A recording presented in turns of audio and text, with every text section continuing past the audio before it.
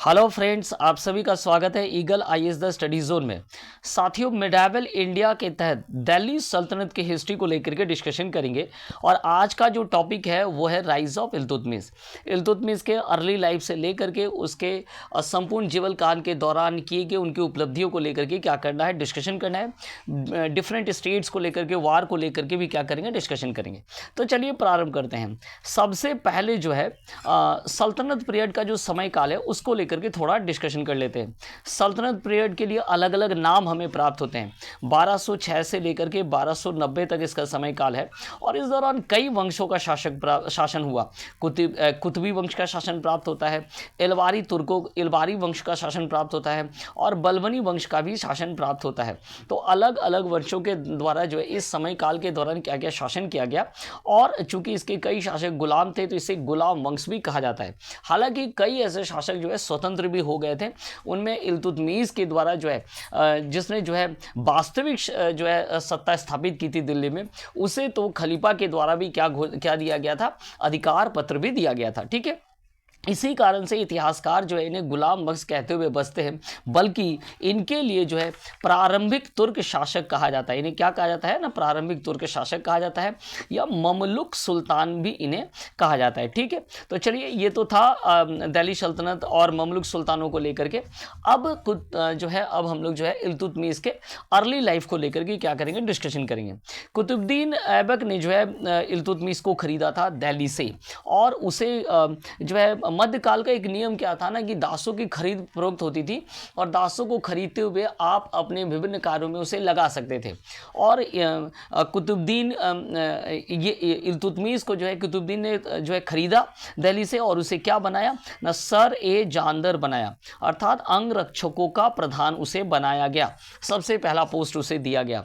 लेकिन इल्तुतमिश के अंदर में जो है काफ़ी गुण था और इस गुण को देखते हुए उसके बाद जो है उसे क्या बना दिया गया ना, अमीर ए शिकार, अर्थात शिकार का जो है हेड उसे नियुक्त कर दिया गया।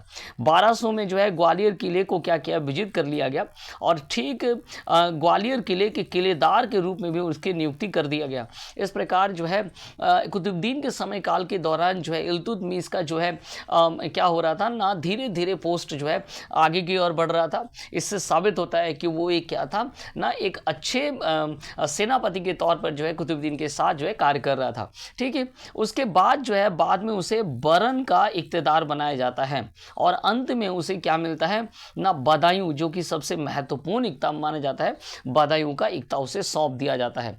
बदायूं का इक्ता सौंपने का अर्थ ही हो गया कि वो एकदम क्या है ना, सुल्तान के करीब है और प्रशासन में उसकी हिस्सेदारी है। तो इस प्रकार जो है इल्तुतमिश के द्वारा सरे जहां दर से शुरू किया गया और सुल्तान बनने से पहले वो बदायूं का क्या बना, इक्तेदार बना।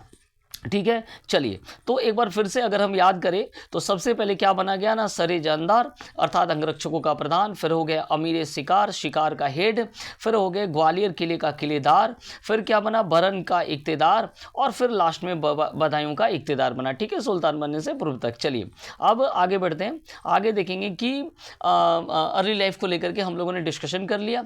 अब हम लोग देखेंगे कि उन्हें सिंहासन की प्राप्ति जो है किस प्रकार हुआ। तो सिंहासन की प्राप्ति जैसे ही कुतुबुद्दीन ऐबक की मृत्यु हो जाती है 1210 में, दिल्ली के जो अमीर थे, अमीर अली इस्माइल, ठीक है, अमीर अली इस्माइल के द्वारा क्या किया गया, तुर्क दिल्ली में जो तुर्की राजवंशों के लोग थे उनकी सहमति लेकर के जो है इसे बुलाया गया, अर्थात इल्तुतमिश को दिल्ली बुलाया गया और उसे सुल्तान घोषित किया गया। इस प्रकार इल्तुतमिश को जो है किसी प्रकार सत्ता प्राप्ति के लिए जो है हथियारों का सहारा नहीं लेना पड़ा। उनके पक्ष में जो है एक जो है तुर्की राजवंशों के लोग उनके पक्ष में खड़े थे। ठीक है, चलिए अब आगे बढ़ेंगे। अब देखेंगे कि जो रीन्स ऑफ इल्तुतमिश का जो समय काल है उस समय काल को जो है 3 भागों में बांट करके जो हम लोग क्या करेंगे, स्टडी करेंगे। पहला हो गया 1210 से लेकर के 20 तक देखेंगे, फिर 1220 से लेकर के जो है 1226 तक देखेंगे। ठीक है, और फिर पुनः 1226 से लेकर के 1236 तक जो अंतिम समय काल है देखेंगे। तो इस प्रकार इल्तुतमिश के समय काल को जो है 3 भागों में बांट करके क्या किया जा सकता है, इसका अध्ययन किया जा सकता है। ठीक है। सबसे पहले याद रखिएगा मिन्हाज सुराज जो मिन्हाज इस सुराज जो कि तवाक़ती नासरी के लेखक है, उन्होंने कुतुबुद्दीन ऐबक की मृत्यु के बाद इल्तुतमिश के साथ जो इल्तुतमिश के समय काल में जो घटनाएं थी या जो परिस्थितियां थी, उनका क्या क्या बंटवारा किया, किस प्रकार ना। दिल्ली के क्षेत्र में कौन था, तो इल्तुतमिश का शासन था, एक तो ये हो गया। ठीक है। दूसरा क्या है, सिंध के क्षेत्र में जो है नासरुद्दीन कुबाचा था, जो कि इल्तुतमिश का क्या था, प्रतिद्वंदी था। ठीक इसी प्रकार गजनी के क्षेत्र में कौन था, यलदौज था। तो ये दो उसके क्या थे, प्रतिद्वंदी थे, जो दावेदार हो सकते थे सिंहासन के, और इनके साथ उनका प्रमुख क्या था ना, लड़ाइयाँ थी। ठीक है। इसके अलावा उस समय लखनौती जो है वो क्या हो गया था, स्वतंत्र हो गया था। अली मर्दन खलजी के नेतृत्व में जो है लखनौती स्वतंत्र हो चुका था। तो एक ये भी समस्या था लखनौती को हैंडल करना। और लाहौर का जो क्षेत्र है जहाँ तीनों आपस में कॉन्टेस्ट कर रहे थे, इल्तुतमिश, कुबाचा और यलदौज। ठीक है। चलिए अब देखेंगे इल्तुतमिश ने इन सभी समस्याओं का किस प्रकार सॉल्व किया और क्या कुछ किया। तो सबसे पहले जो है वार विद यलदौज और कुबाचा। ठीक है। 1210 से लेकर 1220 काल के दौरान उत्तर पश्चिम के क्षेत्र में तब चंगेज खां के आक्रमण का भय था और उसने ख्वारिज़म शाह को पराजित कर दिया था। ख्वारिज़म शाह जो है वो भारत की ओर ख्वारिज़म शाह से जो है यलदौज क्या हो गया था, पराजित हो गया था। और यलदौज पराजित होते हुए वो कहाँ आ गया था, लाहौर, पंजाब और थानेश्वर के क्षेत्र में आ गया था या अधिकार कर लिया था। इसके ठीक बाद 1215 से लेकर 1216 में तराइन के युद्ध में जो क्या किया था, इल्तुतमिश के द्वारा जो है यलदौज को पराजित कर दिया जाता है। और अब सबसे प्रमुख यह हो गया कि गजनी से उसका जो कनेक्टिविटी था वो पूर्ण रूप से कट जाता है।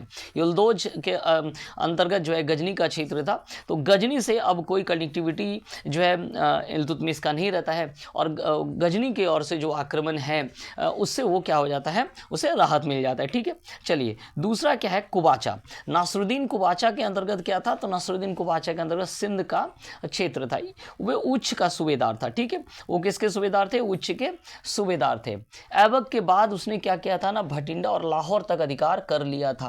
1217 में जो है इल्तुतमिश ने जो है कुबाचा से जो है लाहौर छीन लिया।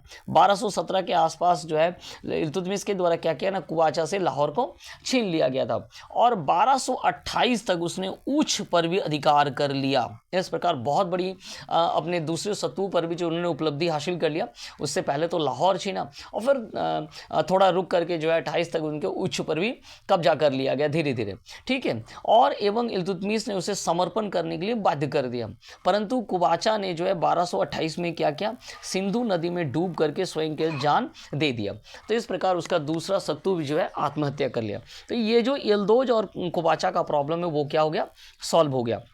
चलिए मंगोल थ्रेड्स, उस समय जो है चंगेज खान के द्वारा जो है क्या किया जाता था, आक्रमण किया जा रहा था। और पर्शिया के शासक या ईरान के शासक ख्वारिज़म शाह के साम्राज्य को जो है चंगेज खान के द्वारा नष्ट कर दिया गया था। ख्वारिज़म शाह जो है भाग कर कहाँ चला गया न, कैस्पियन सागर की ओर चला गया। और उसका पुत्र जलालुद्दीन मागवर्नी वो भारत की ओर जो है भाग आया, अर्थात पंजाब की ओर भाग आया। तो जलालुद्दीन मागवर्नी जो है इल्तुतमिश के एक बहुत बड़ी समस्या थी। क्यों? क्योंकि अगर जलालुद्दीन मागवर्ती को किसी प्रकार सहायता देता है तो उत्तर पश्चिम के क्षेत्रों से चंगेज खां जैसे का आक्रमण होगा, जो कि उसके लिए काफ़ी हानिकारक हो सकता है। इस प्रकार जो है एक बहुत बड़ी समस्या जो है मंगोल थ्रेट्स उस समय देखने को मिला 1220 से लेकर 1227 के बीच में। ठीक है। चलिए तो क्या कुछ हुआ था इस समय काल को लेकर के, उसको लेकर के क्या करेंगे, डिस्कशन करेंगे। तो जलालुद्दीन मागवर्नी जो है वो क्या है ना, भाग करके पंजाब की ओर आ गया और उसने जो है खोखर नेता राय खोखर की पुत्री से विवाह करते हुए एक संबंध स्थापित किया। और लोकल जो वहाँ पर जो शासक थे उनको जो है क्या किया, उसे विजित कर लिया। साथ में उन्होंने सियालकोट के पस्तूर क्षेत्र के किलों को क्या कर लिया गया, अधिकार कर लिया। इस प्रकार जलालुद्दीन मागवर्नी ने खोखर नेता राय खोखर की पुत्री से विवाह करते हुए आसपास के रीजन को क्या कर लिया गया, जीत लिया गया। उसने जो है अब इल्तुतमिश से क्या किया ना, सहायता मांगा। लेकिन इल्तुतमिश से क्या क्या सहायता मांगा, और जलालुद्दीन मागवनी ने कुबाचा को भी युद्ध में पराजित करते हुए या परास्त करते हुए उसे बहुत हद तक क्षति भी पहुंचाया था, जिसके कारण ही बाद में इल्तुतमिश के द्वारा जो है ऊच को क्या कर लिया गया था, जीत लिया गया था। तो जलालुद्दीन मागवनी के द्वारा कुबाचा को भी क्षति पहुंचाया गया, साथ में आसपास के पस्तूर के इलाके को घेर लिया गया। फिर क्या किया गया ना, इल्तुतमिश से सहायता मांगा गया, लेकिन इल्तुतमिश ने उसे किसी प्रकार का सहायता नहीं पहुंचाया। जब उसे सहायता नहीं मिला तो वो क्या हो गया ना, वो भारत से चला गया। ठीक है, इल्तुतमिश ने क्या किया, बाद में जाकर के कुबाचा को भी पराजित कर दिया 1228 के आसपास, आपने देखा, और उसकी मृत्यु भी हो जाती है। जलालुद्दीन मागवनी जो है 1223 और 24 में क्या होता है, भारत से छोड़कर चला जाता है, और 1227 में चंगेज खां की मृत्यु तक जो है इल्तुतमिश ने जो है सिंध और मंगोल की राजनीति पर ध्यान नहीं दिया। जब तक कि चंगेज खां की मृत्यु ना हो जाए तब तक जो इल्तुतमिश से दूर रहा, मागवनी से भी दूर रहा, ख्वारिज़म शाह से भी दूर रहा, और सिंध से क्या रहा, दूर रहा, क्योंकि वो चंगेज खां के आक्रमण को लेकर के क्या था ना, किसी प्रकार का रिस्क नहीं लेना चाहता था। ठीक है, तो यहां से देखिए मंगोल अटैक को लेकर, मंगोल थ्रेट को लेकर के जो है प्रश्न पूछा जाता है, इस भाग को अच्छे से प्रिपरेशन करना है। ठीक है, चलिए आगे बढ़ते हैं। नेक्स्ट क्या है, विक्ट्री ओवर बंगाल। तो बंगाल स्वतंत्र हो गया था अली मर्दन खलजी के नेतृत्व में, जिसे जो है कुतुबुद्दीन ऐबक के द्वारा सूबेदार नियुक्त किया गया था। ठीक है, तो मृत्यु के बाद, ऐबक की मृत्यु के बाद अली मर्दन ने स्वतंत्र घोषित कर लिया। इल्तुतमिश के समय में यहाँ पर कौन था, इल्तुतमिश के समय पर जो है यहाँ हसमुद्दीन इवाज खलजी था। ठीक है, जिसने गियासुद्दीन की जो है क्या किया था ना, उपाधि धारण किया था। इसने बिहार के क्षेत्रों पर अधिकार कर लिया था। इसके अलावा जंजीबार, तिरहुत, बंग और कामरूप अर्थात आसपास के क्षेत्रों को जो है इन्होंने क्या कर लिया था, अधिकार कर लिया था। एक तो बिहार को अधिकार कर लिया, जंजीबार को अधिकार, जाजनगर को इन्होंने जो अधिकार कर लिया, तिरहुत को इन्होंने अधिकार कर लिया, बंग को कर लिया, और कामरूप, तो पूर्वी क्षेत्र पर जो है गियासुद्दीन ने अधिकार कर लिया था। चूंकि ये कुतुबुद्दीन ऐबक ने अली मर्दन खलजी को अपने पूर्व क्षेत्रों का ही गवर्नर नियुक्त किया था। तो ये जो टोटल पूर्वी क्षेत्र है वो हसमुद्दीन एवाज खलजी के द्वारा क्या गया, कैप्चर कर लिया गया था। ठीक है, चलिए अब आगे बढ़ते हैं। 1210 में जो इल्तुतमिश ने बिहार को अधिकार कर, इल्तुतमिश ने जो है बिहार को अधिकार कर लिया। ठीक है, 1210 में जो है इल्तुतमिश का क्या हो गया ना, आक्रमण हुआ बिहार पर, उसने बिहार को 1210 के आसपास क्या है, विजित कर लिया, और 1225 में क्या किया, बंगाल पर आक्रमण किया। जैसे ही आक्रमण किया गया, गियासुद्दीन जो है चुपचाप बिना युद्ध किए हुए जो है अधीनता को स्वीकार कर लिया, और हरजाने के रूप में एक भारी भरकम जो है राशि भी जो है दिया। इल्तुतमिश ने मलिक जानी को क्या किया ना, बिहार का सूबेदार नियुक्त करता हुआ चला गया। लेकिन जैसे ही इल्तुतमिश वापस जाता है, पुनः जो है गियासुद्दीन के द्वारा क्या किया जाता है ना, विद्रोह कर लिया जाता है, और जो है मलिक जानी को बाहर निकाल दिया जाता है बिहार से। ठीक है, इसको देखते हुए इल्तुतमिश ने अपने पुत्र नासरुद्दीन मोहम्मद को क्या किया जाता है, 1226 में जो है भेजा जाता है, और गियासुद्दीन के साथ युद्ध में जो है लखनौती भेजा जाता है 1226 में, और उसने 1226 में लखनौती पर अधिकार कर लेता है और गियासुद्दीन को मार गिराता है। ठीक है, तो इस प्रकार 1226 में क्या होता है, बंगाल जो है दिल्ली सल्तनत के अंतर्गत आ जाता है। ठीक है, तो चलिए बंगाल का जो समस्या था वो भी सॉल्व हो गया। अब बचा अदर कोई स्टेट्स, अगर जो जैसे राजस्थान और द्वाब के क्षेत्रों में, तो इल्तुतमिश ने 1226 में जो है रणथंभोर को जीता था।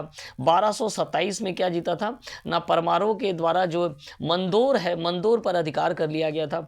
1231 में जो है ग्वालियर पर अधिकार कर लिया गया था। 1234 से लेकर के 1235 तक जो है मालवा क्षेत्र पर आक्रमण करते हुए भीलसा एवं उज्जैन के क्षेत्रों को भी लूट लिया गया था। ठीक है, इसके अलावा दोआब क्षेत्र पर भी जो है बनारस के क्षेत्र हो गए, इन सभी क्षेत्रों पर जो है इल्तुतमिश के द्वारा अधिकार कर लिया गया था। तो बंगाल, ना केवल बंगाल बल्कि राजस्थान, दोआब का क्षेत्र है ना, मालवा का क्षेत्र, इन क्षेत्रों पर जो है इल्तुतमिश का क्या हो गया था, अधिकार हो गया था। ठीक है, चलिए नेक्स्ट देखेंगे अप्रूवल ऑफ खलीफा, अर्थात उनके शासन को जो है खलीफा के द्वारा स्वीकृति दे दिया गया था। 18 फरवरी जो है 1229 में क्या है ना, बगदाद के खलीफा के जो राजदूत है वो दिल्ली आते हैं और इल्तुतमिश को एक स्वतंत्र स्थिति की मान्यता प्रदान किया जाता है, और इस प्रकार जो है इल्तुतमिश का जो शासन है वो क्या होता है, स्वतंत्र हो जाता है, और वे क्या है एक स्वतंत्र शासक के रूप में जो है स्थापित हो जाते हैं। ठीक है, चलिए, इसके अलावा इक्ता सिस्टम एंड कॉइनेज सिस्टम। तो सबसे पहले हम देख लेते हैं कि कॉइनेज सिस्टम के अंतर्गत जो है शुद्ध अरबी सिक्के चलाए गए। दो प्रकार के सिक्के इनके द्वारा चलाए गए। एक तो था चांदी का टोंका, ठीक है, सिल्वर का क्या था, टोंका था, और दूसरे था तांबे का जित्तल। तो टोंका और जित्तल जो है इल्तुतमिश के द्वारा चलाए गए, जो कि शुद्ध अरबी सिक्के थे, और सिक्कों पर जो है टकसालों के नाम लिखने की प्रथा भी इनके द्वारा शुरू किया गया, ठीक है। चलिए, अब इक्ता सिस्टम, ये कौन सा सिस्टम है, ये एक नया सिस्टम है।